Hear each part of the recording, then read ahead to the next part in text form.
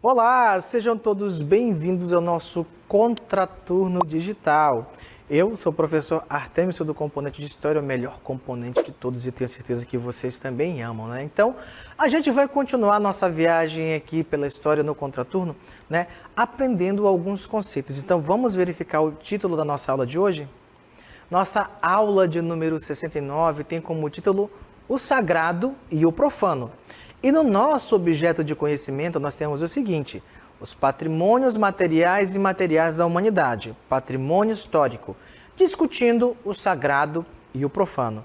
Então, vamos dar início à nossa aula de hoje? Então, meus queridos, hoje a gente vai aprofundar um pouco mais sobre o conhecimento que você já tem sobre a questão de patrimônio, que nós podemos compreender como um elemento marcante da memória social ou de uma nação, né, de um povo, do processo de formação desse povo. Então, no Brasil, por exemplo, nós temos como patrimônios históricos, são considerados patrimônios históricos, por exemplo, aqui, o meio ambiente, os produtos resultantes do modo de sobrevivência dos indivíduos na sociedade, além dos saberes, fazeres tradicionais e as próprias tradições diversificadas que nós temos no Brasil. Para Pellegrini, 2006, por exemplo, as maneiras do ser humano existir, seu modo de pensar, de se expressar, bem como as manifestações simbólicas dos saberes e até mesmo suas práticas artísticas e cerimoniais do cotidiano, ou seja, do dia a dia de todo mundo, podem ser englobadas, né, no sistema de valores de tradição. Então, tudo isso é também considerado patrimônio, tá bom? O termo patrimônio foi utilizado em alusão à herança familiar, isto é, bens transmitidos de pais para filhos, de geração para geração, sendo assim atribuídos os valores econômico e afetivo aos objetos do mesmo legado. Então, você pode imaginar que tudo que é considerado patrimônio tem sim valor, seja ele monetário ou seja também sentimental, dependendo se aquilo está a gerações na sua família, tá bom? Como, por exemplo, aqui, ó, nós temos heranças culturais, nós temos considerado patrimônio aqui no nosso Amazonas os nossos bois bombais de Parintins, que por sua vez são também um patrimônio histórico, né, que foi legado para a gente pela cultura lá do Maranhão, por exemplo, onde nós temos lá o Bumba Meu Boi, que de lá se derivou os nossos bois bombais, que durante, né, já normalmente o mês de junho lá em Parintins, eles são ali, né, são feitas alegorias que trazem cultura indígena, tradições, lendas, mitos amazônicos e que atrai gente de muito lugar, de todas as partes do mundo. Então, isso é patrimônio histórico. No entanto, também nessa questão do próprio patrimônio histórico, existe uma outra discussão bastante relevante que a gente vai verificar, que é a discussão do que é sagrado e do que é profano dentro dessas questões de patrimônio. Então, para além dos bois de Parintins e outras questões mais associadas à nossa cultura, a gente vai verificar esses conceitos de sagrado e profano. Vamos lá, então? Então, nessa discussão de sagrado e profano, a gente sabe também que ela vai se dividir entre os chamados objetos móveis e também os imóveis, né? Então, vamos retomar algumas coisinhas rapidamente. Então, para Gonçalves, os chamados patrimônios culturais, nós podemos apontar, né, que segundo ele, eles podem ser interpretados como coleções de objetos móveis e imóveis, através dos quais é definida a identidade de pessoas e da coletividade, como nação, grupo étnico e etc. Então, o conceito de preservação do patrimônio cultural veio da preocupação de registrar e conservar a identidade e a memória da humanidade, dentre muitas particularidades da sociedade distintas por espaço e tempo. Então, essa distinção entre espaço e tempo está associada também a esse processo de formulação de conceitos entre o que é sagrado e profano. Tanto móveis como imóveis, esses bens, estão dentro dessa classificação, ok? Discussão entre sagrado e profano, né? O que é cada uma dessas coisas? Na verdade, não são coisas novas que são colocadas para a gente aí, não, tá? Essas questões já vêm desde a Idade Antiga, a Idade Média, principalmente quando a Igreja Católica teve um grande poder sobre a sociedade daquele momento. No entanto, é interessante a gente conhecer esses conceitos também, porque eles estão presentes no nosso dia a dia. O primeiro deles, então, aqui é a questão do que é sagrado, né? Então, existem lugares nos quais as pessoas se reúnem para orar. São as igrejas, os templos, salões, terreiros, locais que os fiéis consideram como sagrados, porque para eles Deus, né, caso transcendente, se manifesta ali. Não é à toa que, por exemplo, nós escolhemos esse cenário aqui, né, de uma igreja para falar sobre essa questão do sagrado. Afinal de contas, tudo que está relacionado a imagens de divindades, santos no caso, né, também anjos, normalmente nós associamos ao divino, ou seja, ao sagrado.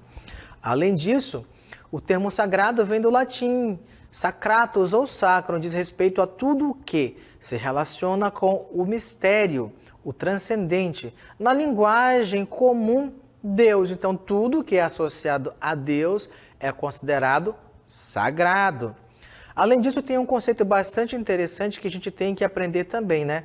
A manifestação do sagrado é designada pela palavra hierofania. Professor, que palavra estranha, nunca ouvi falar disso, nunca ouviu? Agora vai ouvir e vai aprender o que significa. Olha só, a hierofania pode acontecer na natureza, na história, nas pessoas e nos seus testemunhos, nos objetos, no gestual, nas palavras, nos ambientes, em algumas regiões e espaços como grutas, árvores e outros. Ou seja, a hierofania se refere à manifestação do divino. Se, por exemplo, uma nuvem no céu lembra você da silhueta da imagem de Nossa Senhora ou de alguma outra divindade, de uma outra santo, de uma outra divindade, eu digo porque existem religiões diferentes do cristianismo que acreditam que na questão de uma variedade de deuses diferentes. Não, nós não estamos falando então que não existe apenas cristianismo e que objetos sagrados pode ser também aquilo que nós não conhecemos dentro do cristianismo, tá bom? Mas normalmente qualquer coisa que esteja associada à manifestação do divino no nosso mundo comum é chamado de sagrado. Mas para além do sagrado, nós também temos um outro conceito associado à questão do profano. E o que esse termo traz de informação relevante para a gente? O que é profano? O que é sagrado a gente sabe que é aquilo relacionado à manifestação do divino. E o profano? O que vem a ser? Então, o termo profano vem do latim profanos e se refere ao que é mundano, ao que não tem manifestação do sagrado, ao dessacralizado. Bem, se o sagrado é aquilo que está contido dentro, principalmente da religião, de modo mais direto ao que está dentro da igreja, então tudo que está fora da igreja, que não se refere à manifestação do divino, ao nosso cotidiano, às coisas mais comuns, é chamado de profano, tá bom? Então, para alguns, o sagrado se resume às igrejas e fora delas, tudo é profano. Além disso, para outros, né? Tudo pode ser sagrado, depende do olhar, da interpretação de quem vivencia Deus. Ou seja, como nós já sabemos, tudo isso depende de ponto de vista da criação que você teve, da cultura que você está inserido. Como, por exemplo, para a gente, a Bíblia pode ser sagrada, mas numa cultura muçulmana, por exemplo, eles não acreditam na Bíblia. Eles têm o que? O Alcorão, um outro livro sagrado. Então, dependendo do ponto de vista, da cultura e da religião que você foi criado, o que é sagrado para você pode não ser sagrado para outro. O que é profano para você pode não ser profano para outro. Então, tudo é uma questão de ponto de vista, de inteligência, bom senso e entender que existem diferenças até mesmo na forma de compreensão do sagrado, do profano e da própria compreensão de mundo, ok? Então, obrigado a todos pela atenção e agora eu quero convidá-los ao nosso Aplicando. Vamos lá?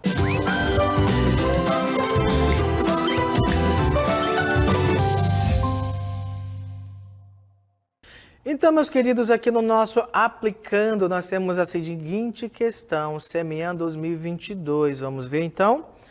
Tudo que está relacionado à divindade e culto costuma referir-se ao termo, letra A, mundano? B, profano? C, sagrado? Ou letra D, cotidiano? Eu tenho certeza que vocês prestaram bastante atenção na aula e vão matar fácil essa questão aí. Não é? Então, vamos ver qual é a nossa resposta correta?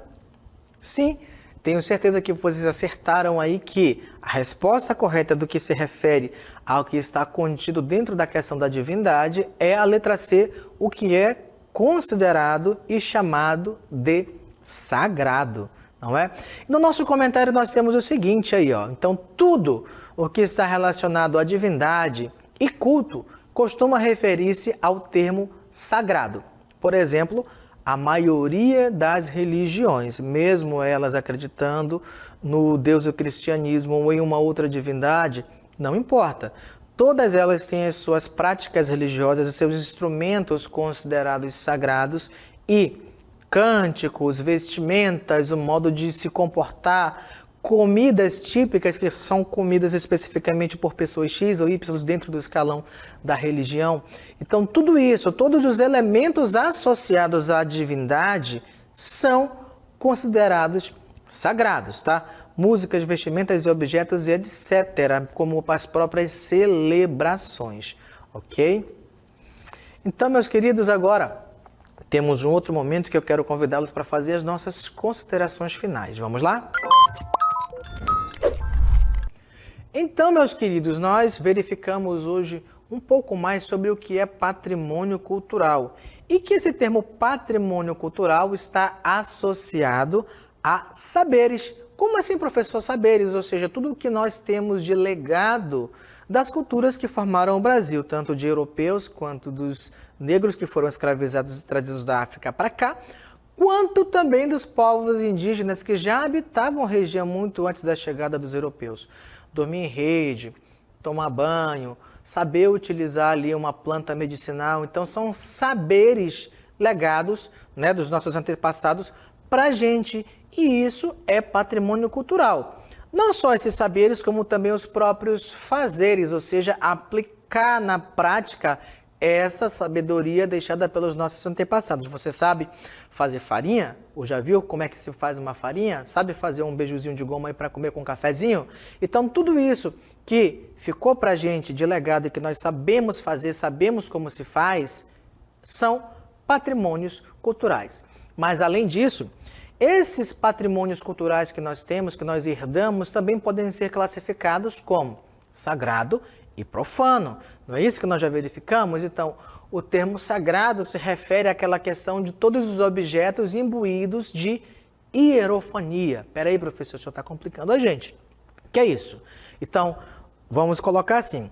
Todos os objetos sagrados, tá? Como imagens de santos, de anjos, de divindades, roupas, né, vestimentas sacerdotais, a própria prática das cerimônias religiosas, então, são geralmente imbuídas de hierofania, porque manifestam o sagrado, a divindade para a gente.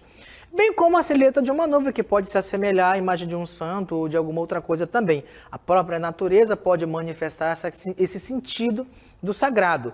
Então, tudo que não manifesta a presença do divino, nem a imagem do divino, que não tem essa hierofania, essa manifestação do divino, é então considerado profano. Então, objetos, roupas, vestimentas, música e tudo aquilo que não está contido dentro do espaço do sagrado, que não se refere à religião, o nosso cotidiano, o nosso dia a dia, então, de modo mais mundano, é chamado de profano, tá bom? Então, nós temos essas questões aí.